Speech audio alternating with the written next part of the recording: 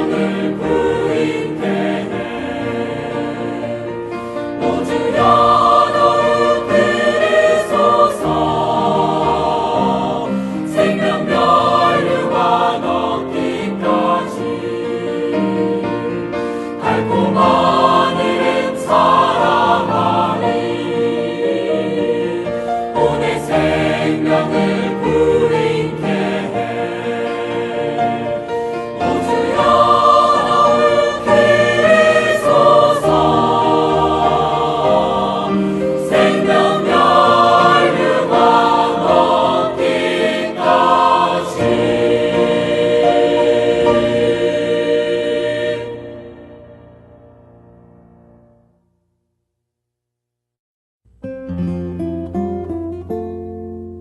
1년에 3번 하나님 앞에 명절을 지내는 것은 그리스도 안에서 삼일 하나님을 충만히 누리는 것을 예표함. 8월 4일 화요일, 고린도전서 5장 7절. 여러분은 본래 누룩 없는 사람들이니 새 반죽이 되도록 묵은 누룩을 깨끗이 없애십시오. 왜냐하면 우리의 유월절 곧 그리스도도 이미 희생되시어 제물로 드려지셨기 때문입니다. 출애굽기 12장 14절은 이렇게 말합니다. 이날은 너희에게 기념일이 되리니 너희는 이날을 여호와께 명절로 지내되 영구한 율례로 삼아 대대로 명절로 지내야 한다. 이 구절은 유월절이 명절로 지켜져야 한다는 것을 가리킵니다. 무교절에 관해서도 동일했습니다. 명절은 먹고 누리는 것과 관계가 있습니다. 언제든지 우리가 먹을 때 먹는 목적인 누림이 없으면 그렇게 먹는 것은 일반적인 것입니다.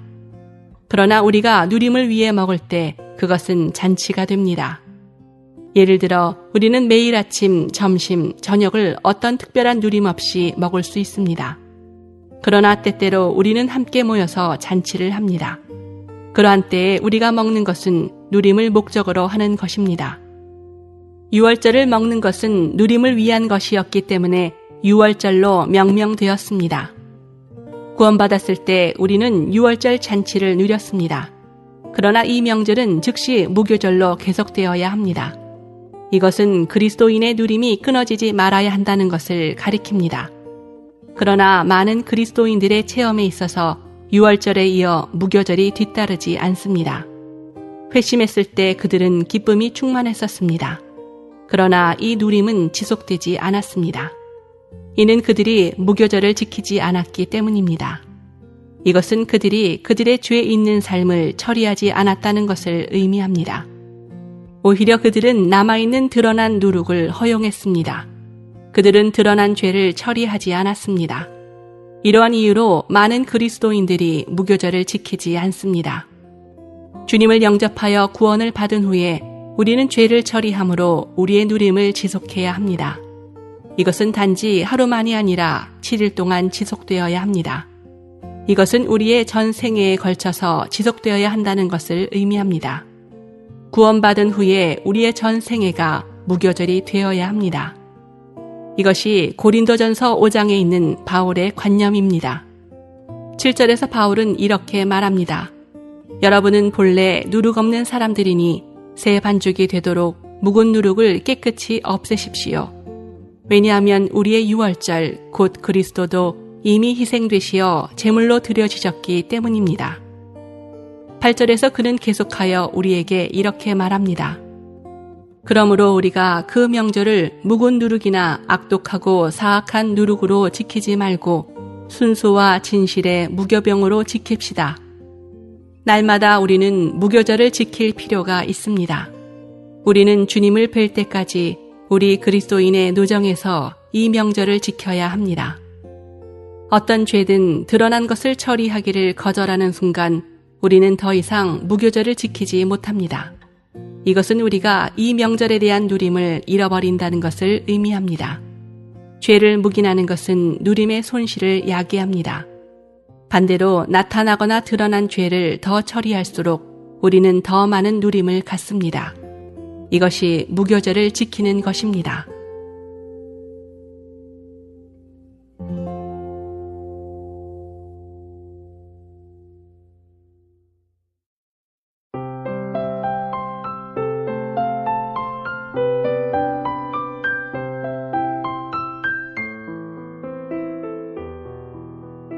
9대 재벌의 결말.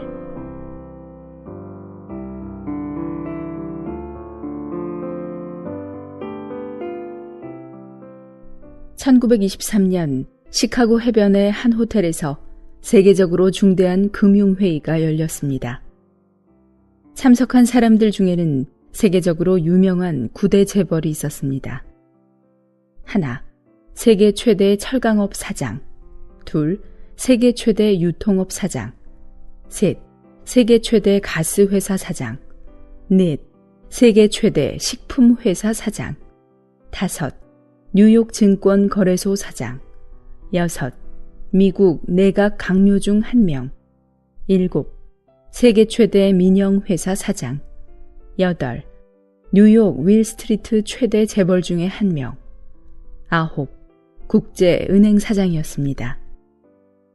이 금융계의 거물들은 각 사람이 다 재물을 다루는 데 능숙했고 부에 이르는 방법이 있었으며 가산도 무수했습니다.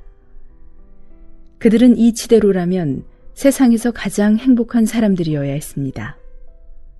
그러나 사실상 그와는 정반대로 26년 후의 그들의 결말은 사람들을 참으로 놀라게 했습니다. 하나, 세계 최대 철강업 회사 사장 찰스는 재정이 파산되고 부채가 늘어서 화병으로 죽었습니다. 둘, 세계 최대 유통사업 회사 사장 사무엘은 무일푼으로 외국을 방랑하다 범죄 사건으로 죽었습니다. 셋, 세계 최대 가스회사 사장 하워드는 병을 앓아 정신병원에 갇혀 있었습니다. 넷, 세계 최대 식품회사 사장 아더는 경제적으로 파산하는 해외에서 가난하게 죽었습니다. 다섯, 뉴욕 증권거래소 사장 리차드는 감옥에서 출감한 지 얼마 되지 않았습니다. 여섯, 미국 내각 강요 중에 한 사람 알버트는 감옥에서 출감된 후 집에서 죽었습니다. 일곱, 세계 최대 민영회사 사장은 자살로 세상을 떠났습니다. 여덟, 뉴욕 월스트리트의 최대 재벌 중에 한 사람 제시도 자살로 세상을 떠났습니다. 아홉, 국제은행 사장 레온 역시 자살로 세상을 떠났습니다. 성경은 정함이 없는 재물에 소망을 두지 말고 오직 우리에게 모든 것을 후히 주사 누리게 하시는 하나님께 두며 라고 말합니다.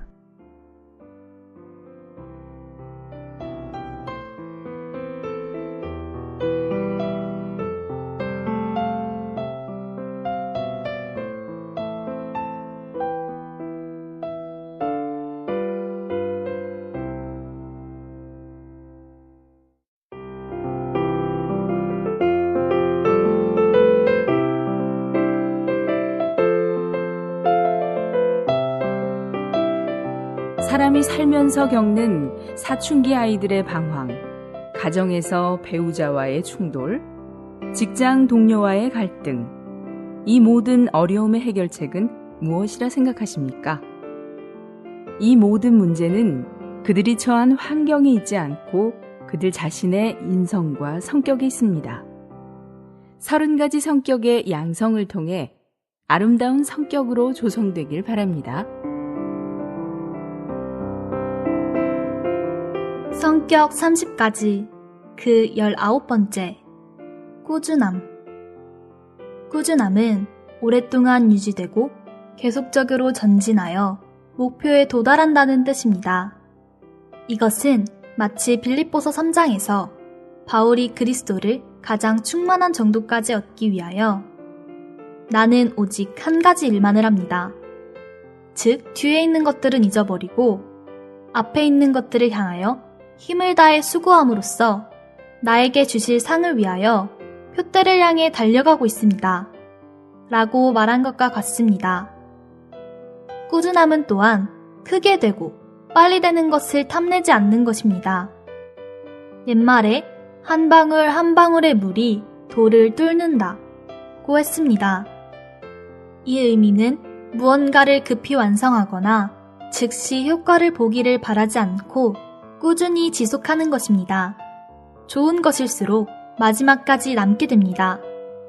무릇 쉽게 자란 것은 쉽게 시들게 됩니다. 깊고 무게 있고 남보다 탁월한 것은 짧은 시간 내에 우연히 얻어지지 않습니다. 특별히 영적인 일은 더더욱 지름길이나 빨리 이루는 길이 없습니다. 어떤 사람이 일어나 주님을 섬길 때 실질적으로 사역에 있어서 가치가 있고 유용하게 되려면 10년, 20년이 지나야 합니다. 오랜 시간 동안 하나님의 엄중한 손에 의해 고난받고 십자가를 지고 처리받고 맞아야만 비로소 참되게 유용하게 됩니다.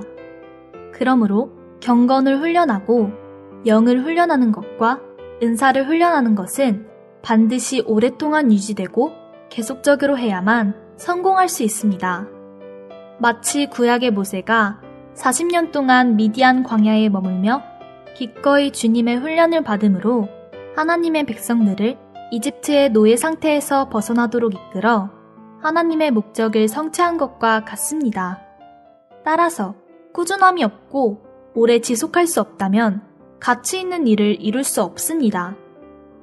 생명의 자람에도 오래 지속되는 것이 필요합니다. 생명이 높을수록 가치가 있고 필요한 시간도 더 깁니다. 시간은 하나님이 부리시는 종으로 우리 모두는 시간 안에서 하나님의 처리를 받아들이므로 하나님께 필요한 사람들이 되어야 합니다. 구약의 야곱은 130세가 되었을 때 생명이 성숙하여 바로 앞에 서서 바로를 축복하였습니다. 꾸준함은 시작한 일을 끝까지 마무리하는 것이며 꾸준한 마음으로 지속하는 것입니다. 그런데 사람의 천성은 대부분 일정하지 않고 일시적인 열정이 많습니다. 감정 안에서 일시적으로 생긴 흥미에 따라 일하면 흥미가 없어질 때 일도 자연히 사라져버립니다. 혹은 어려움을 만나 일시적으로 효과가 없으면 낙심하고 기가 죽고 손에 힘이 빠지고 다리도 맥이 풀려 포기하고 그만두어 버립니다. 이렇게 해서는 주님을 섬길 수 없습니다. 축 늘어진 손과 마비된 무릎을 바로 세우고 주님을 의지해 계속 앞으로 나아가야만 끝까지 주님을 따르고 주님을 섬길 수 있습니다. 69번이나 떨어지다. 태멀리는 용맹스러운 왕이었는데 그는 예전에 자신이 실패했던 일들에 대해 친구들에게 자세히 말해주기를 좋아했습니다. 그가 말했습니다.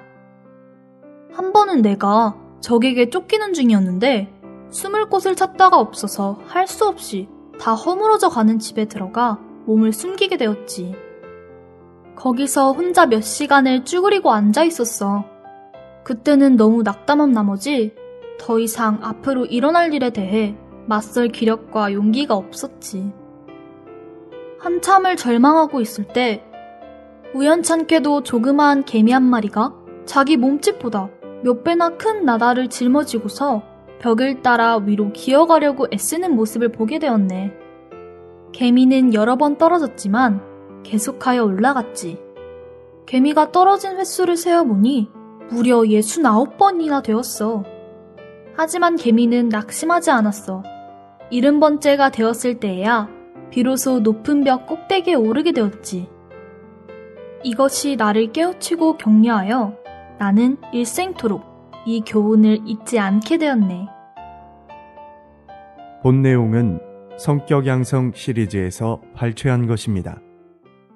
본 도서에 관심이 있으신 분들은 인터넷 검색창에 한국복음서원 쇼핑몰 또는 1600-3191로 전화 주시면 감사하겠습니다. 리디북스에서 전자책으로도 구입이 가능합니다.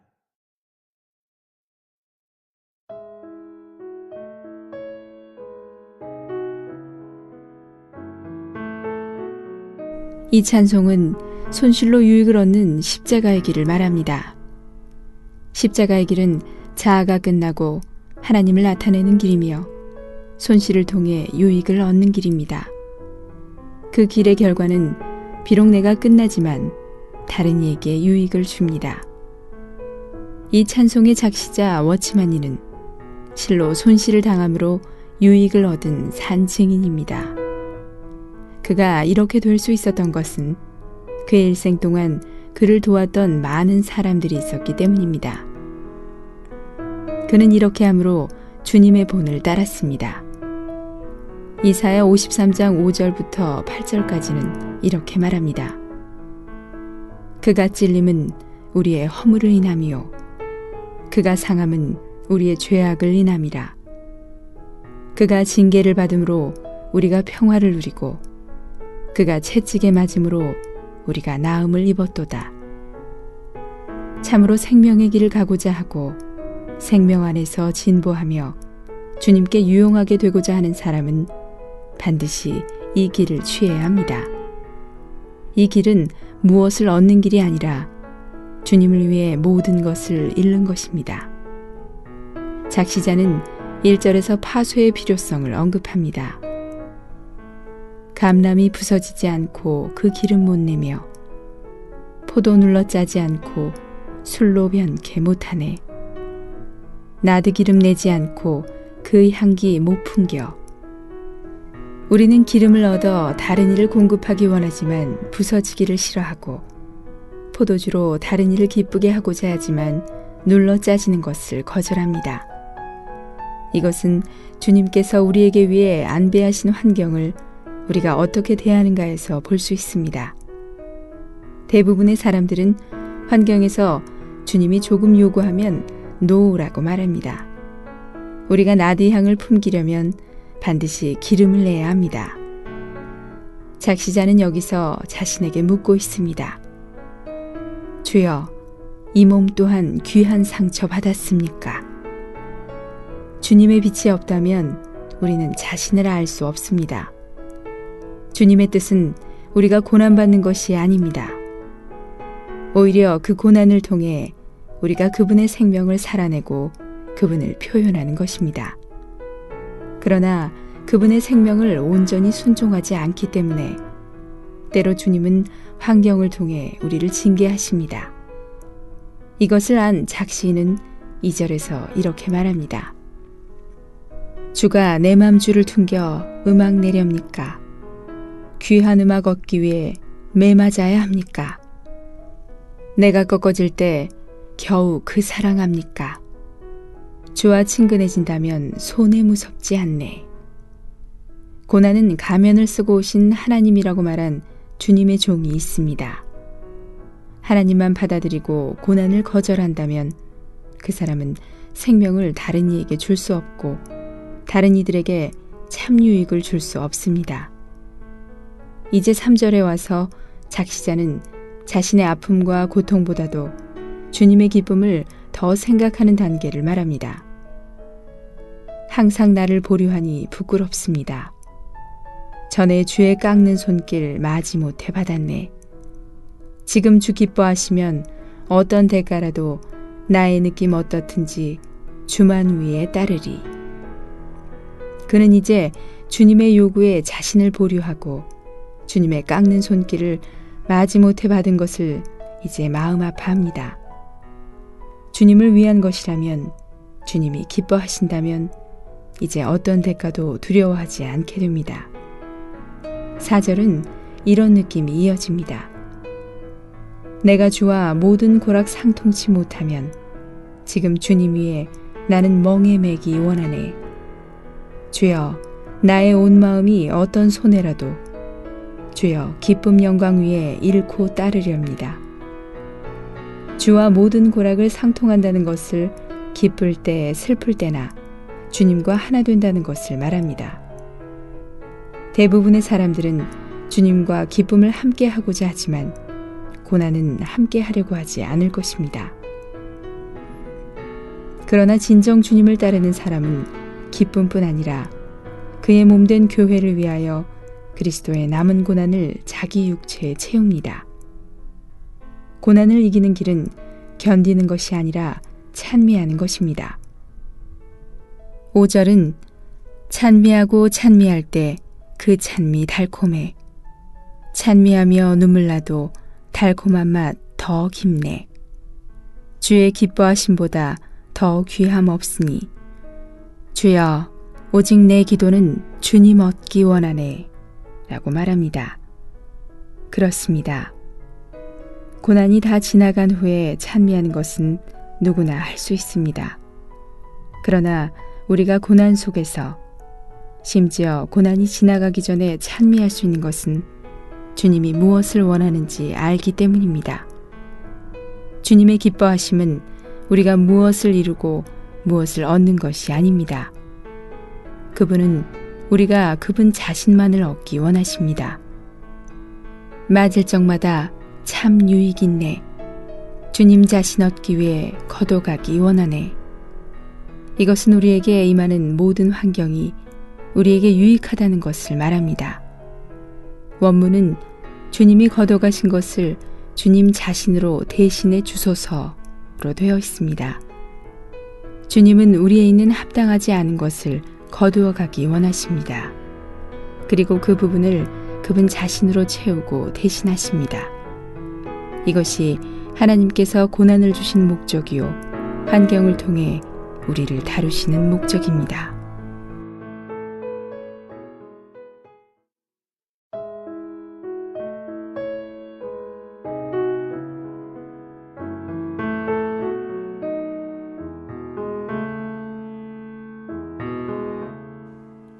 감람 부서지지 않고 그 기름 못 내며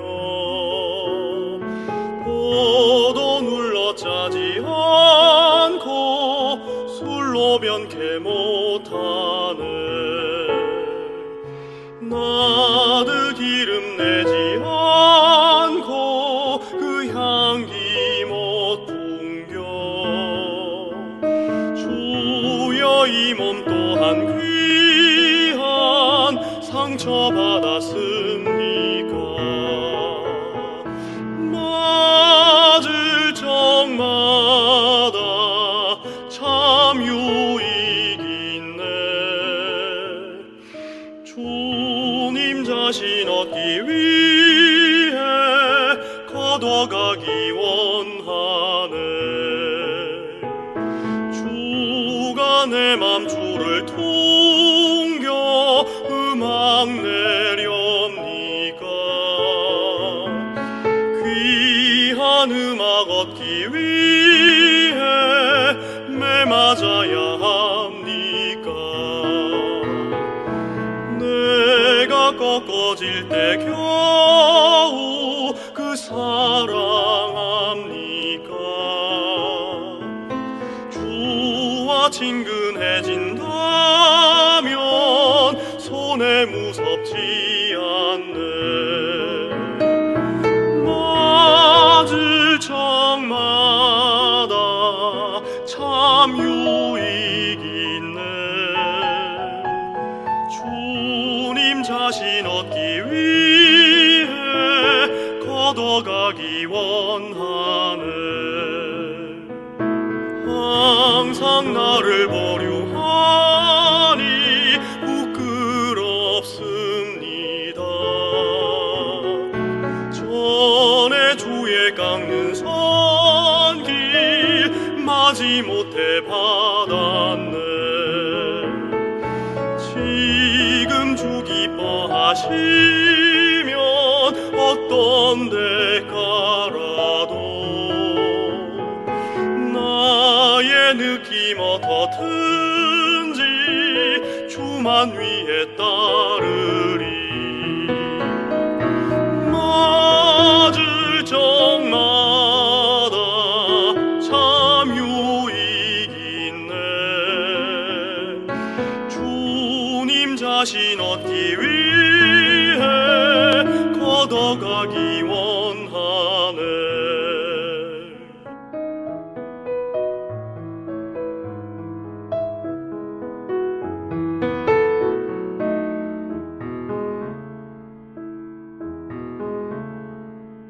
내가 주와 모든 거라 상통치 못하면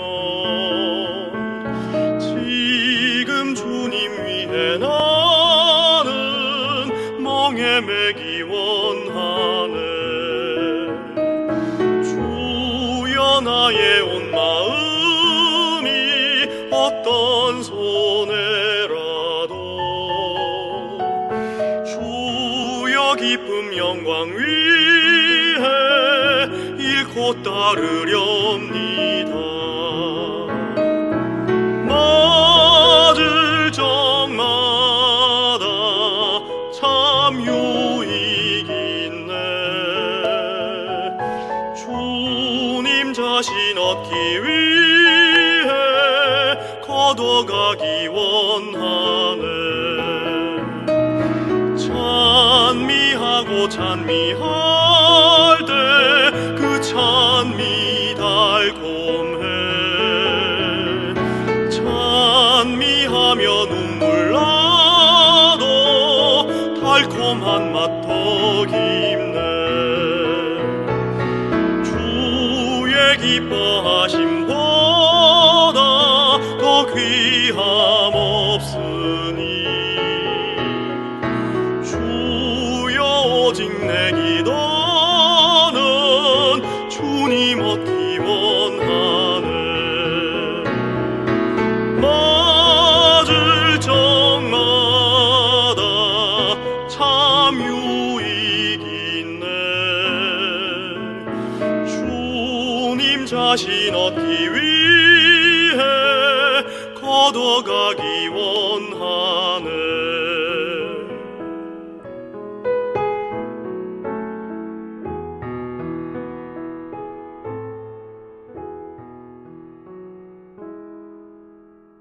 한국복음서원은 미국 복음주의 출판사 협의회인 ECPA의 정회원이자 투표권 행사 멤버인 LSM에서 출간한 영적 서적들을 번역 출판하고 있습니다.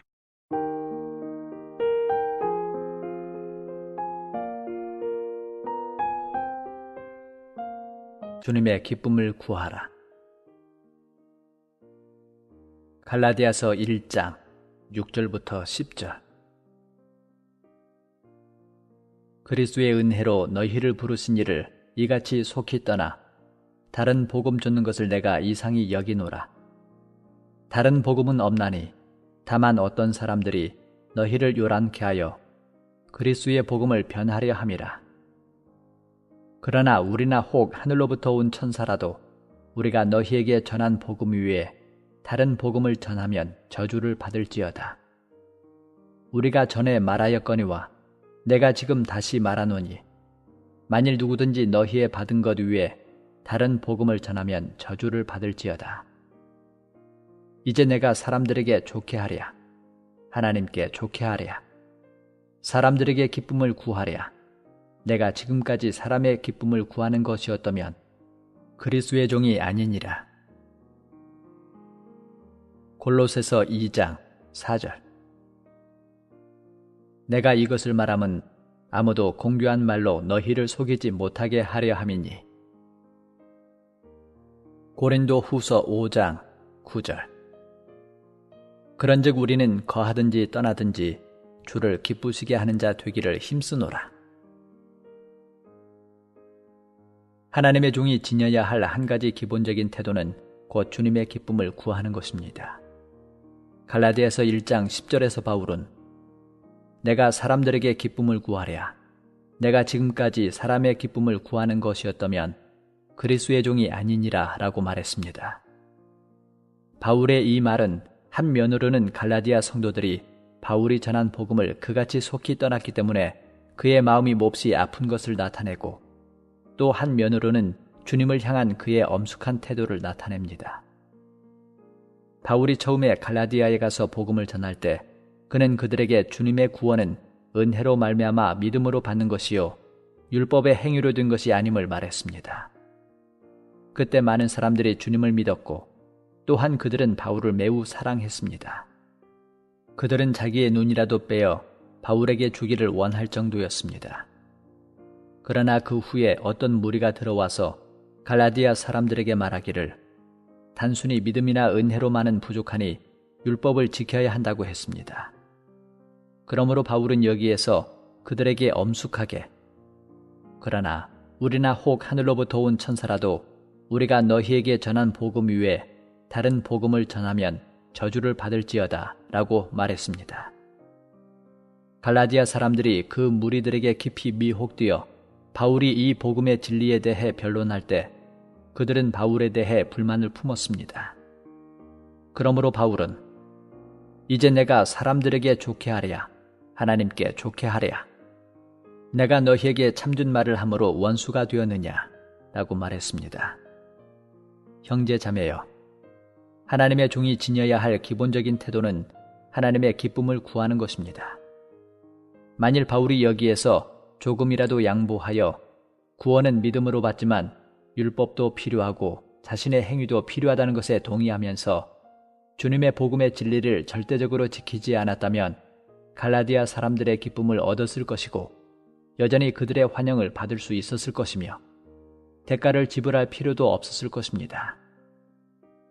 그러나 바울은 그렇게 하지 않았습니다. 그는 주님에 대한 충성을 버릴 수 없었습니다.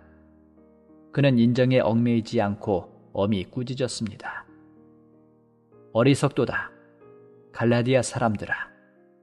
예수 그리스도께서 십자가에 못 박히신 것이 너희 눈앞에 밝히 보이거늘 누가 너희를 꾀더냐.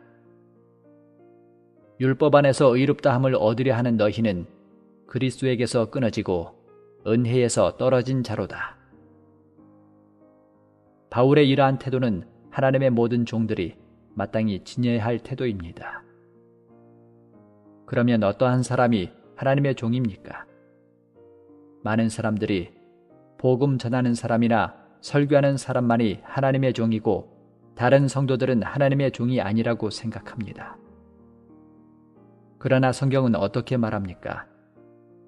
성경은 우리에게 구원받은 모든 사람이 다 하나님의 종이며 하나님의 모든 자녀가 다 하나님의 종이라고 말합니다. 레위기 25장 55절에서 하나님은 이스라엘 자손은 나의 종이 됨이라.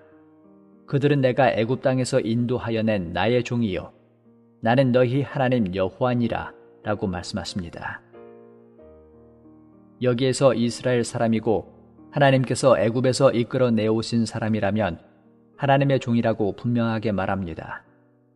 모세만 하나님의 종이 아니요 여호수아만 하나님의 종이 아니요 애굽에서 나온 이스라엘 사람은 모두 하나님의 종입니다. 당신이 구원받은 사람이고 하나님의 자녀라면 당신은 하나님의 종입니다. 우리는 주님의 보혈에 대해 두 방면을 알아야 하고 주 예수님에 대해서도 두 방면을 알아야 합니다.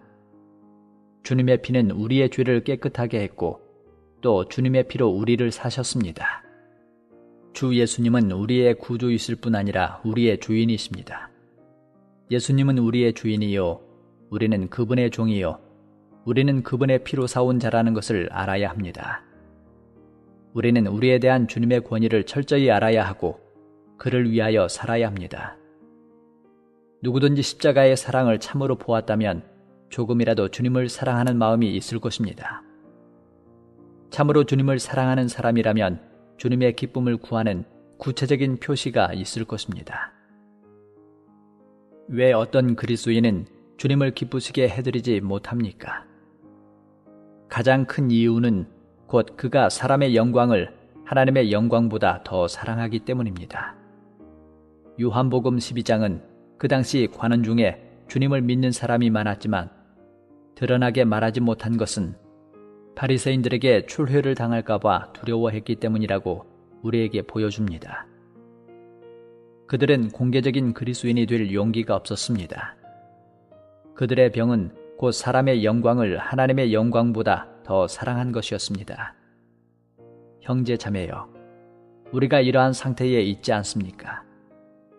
사람의 영광을 하나님의 영광보다 더 귀하게 생각하지 않습니까?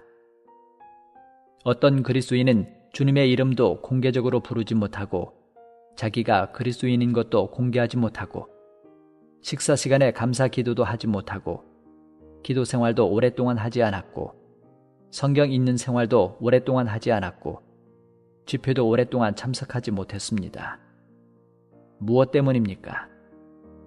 그것은 누가 그를 비웃을까 봐 두려워하기 때문이고 그가 맹신한다고 누군가 말할까 봐 두려워하기 때문이며 그가 사람의 영광을 하나님의 영광보다 더 사랑하기 때문입니다.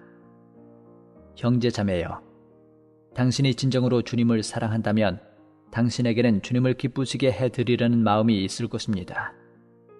당신이 진정으로 주님을 기쁘시게 해드리고 싶다면 사람의 영광을 하나님의 영광보다 더 사랑할 수 없을 것입니다. 한국복음서원은 미국 복음주의 출판사 협의회인 ECPA의 정회원이자 투표권 행사 멤버인 LSM에서 출간한 영적 서적들을 번역 출판하고 있습니다.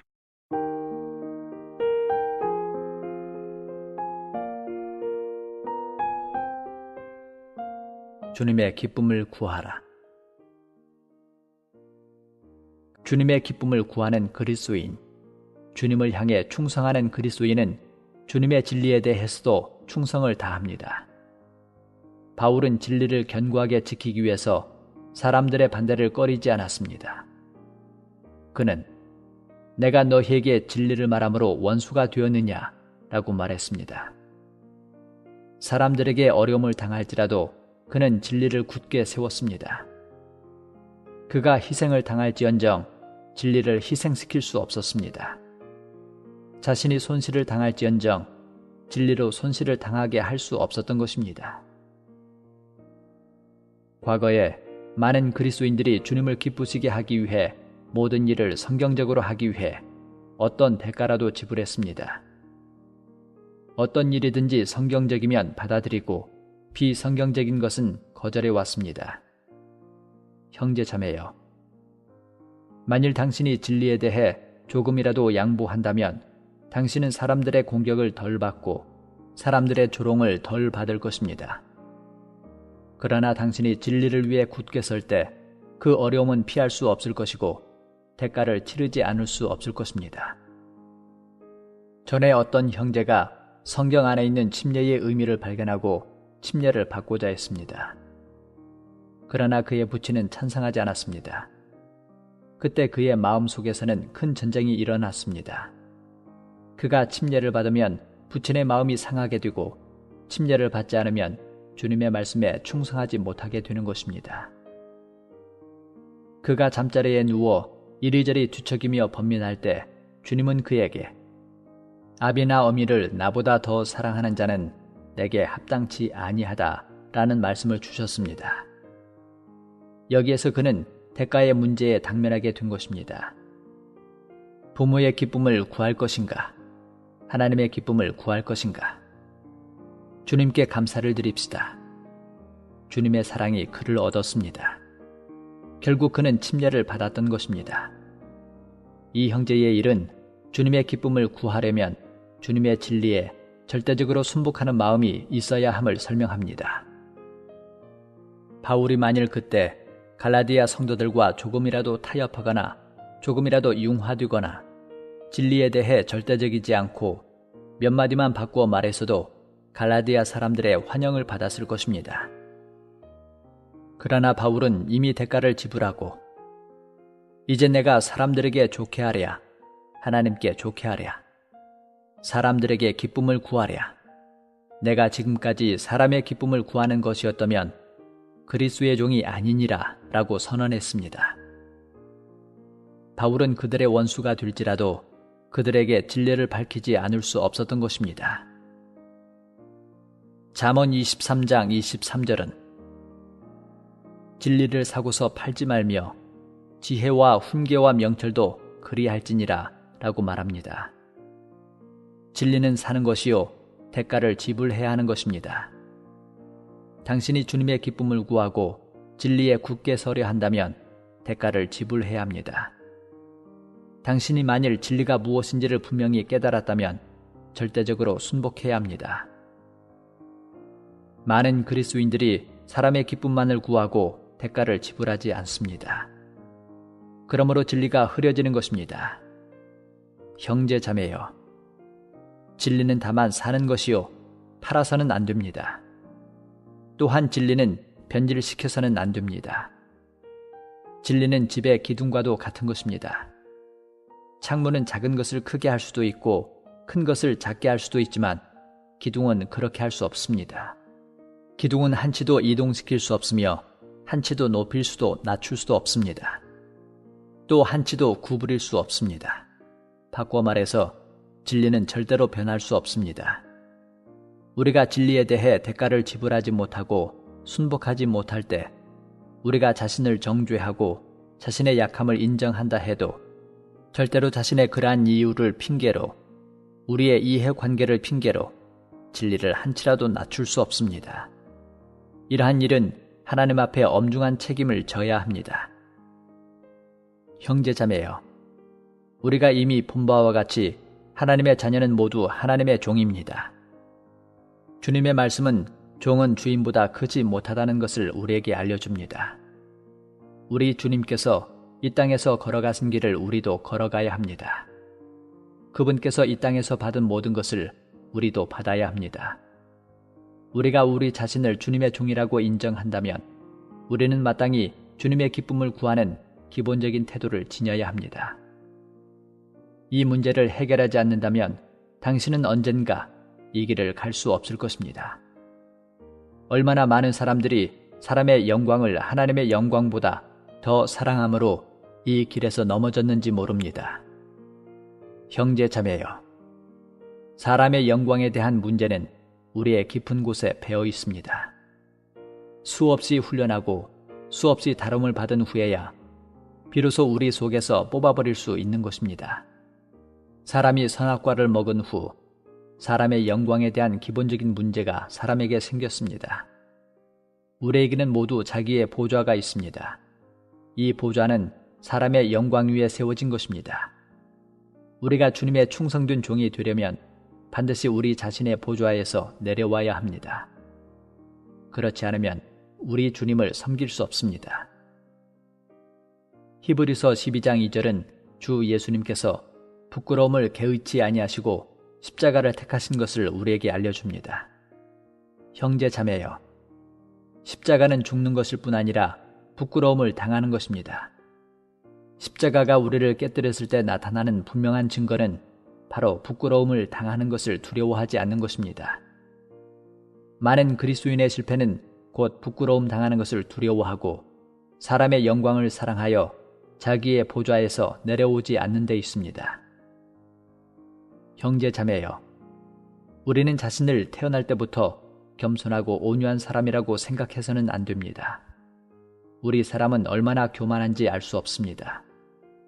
하나님의 은혜로 하나님께서 우리 몸에 많은 역사를 해주신 후에야 비로소 우리는 자기의 보좌에서 내려올 수 있고 사람의 영광에서 나올 수 있습니다. 하나님께서 우리에게 긍휼을 베푸셔서 우리에게 주님의 기쁨을 구하는 마음을 갖게 하시옵소서. 주님께서 우리에게 은혜를 베푸셔서 그날을 기다리는 주님의 충성된 종이 되게 하시옵소서. 주님의 심판대 앞에서 계산할 때 주님께서 우리에게 잘하였도다, 착하고 충성된 종아 라고 하시는 말씀을 듣게 하소서. 본 메시지가 수록된 도서에 관심 있으신 분들은 인터넷 검색창에 한국복음서원 쇼핑몰 또는 1600-3191로 전화 주시면 감사하겠습니다.